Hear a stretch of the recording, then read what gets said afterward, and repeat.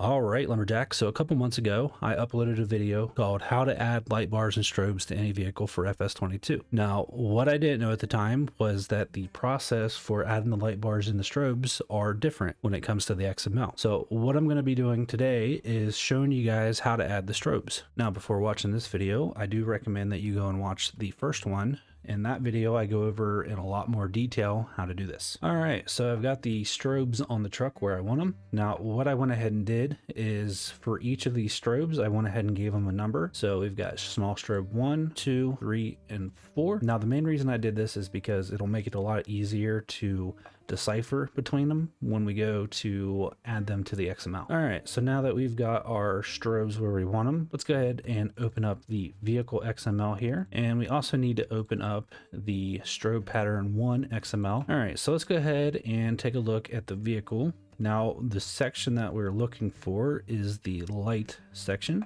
and we're looking to see if there's already a section for beacons, which it doesn't seem like there is. So what we're going to do is at the bottom here above lights, we are going to copy this right here, which is beacon lights, and we are going to paste that right here. Now, because I did 4 separate lights, we're going to have to copy and paste this 3 more times. Now what we can do is go through and number these. So this will be 1, 2, 3, and 4. All right, so that's all you need to do for this section here. The next thing we need to do is go down to the i3D mappings, and at the bottom we need to paste these 2 lines right here. Now, because we've got 4 of them, we actually need to do this 3 more times, and we need to go through and number them. So this will be 1, 2, 3. Okay, so now that we've got the i3D mapping section in there and we've got the beacon light section in there, now what we need to do is go back to our i3D file here, and we need to fix the numbers under the node here. So for real light strobe 1, that's going to be this right here. And so we're going to copy and we're going to paste that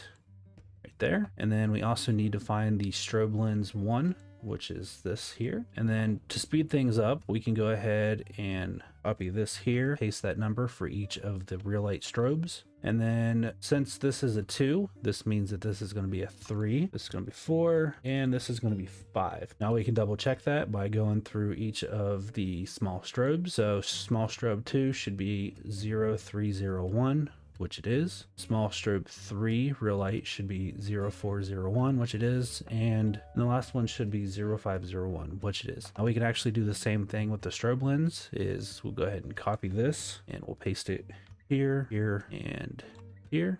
Now we know that this is 3, so we're going to change this to a 3. This will be a 4, and this will be a 5. And once again, we can check that by simply clicking on each of these. So strobe lens 1 will be 2-1. And it's a good thing I double checked because these aren't supposed to be 11. These are supposed to be 1. So strobe lens 1 should be 021. Strobe lens 2 should be 031. Strobe lens 3 should be 041. And strobe lens 4 should be 051, which it is. All right, so let's go ahead and collapse this all up and go back to our outdoor camera. Let's get rid of the camera that we made. All right, let's save the i3D file and let's go ahead and save the XML. All right, so now that we've done that, let's go ahead and zip this back up and see if it works in game.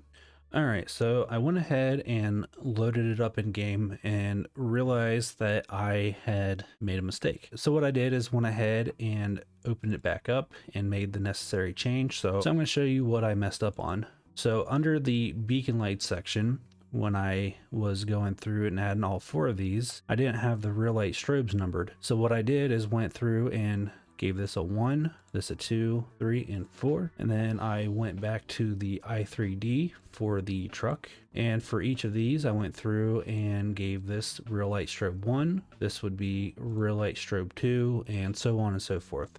So if you do multiple strobes, make sure that you have them numbered properly, or otherwise they won't work. All right, so now if we go ahead and get this zip back up, we will have 4 working strobes on this truck. And just to confirm that they do work, let's go ahead and take a look at them here. So here are the 4 strobes. Go ahead and hop in and turn these on, and there you go. That is how you add the strobes to the vehicles. Now, the issue that I was having before I fixed it is they would flash, but there was a constant orange light on the ground. So yeah, that's going to do it for today's video. I hope you guys enjoyed. Of course, if you have any questions, feel free to ask, and I will see you guys in the next video.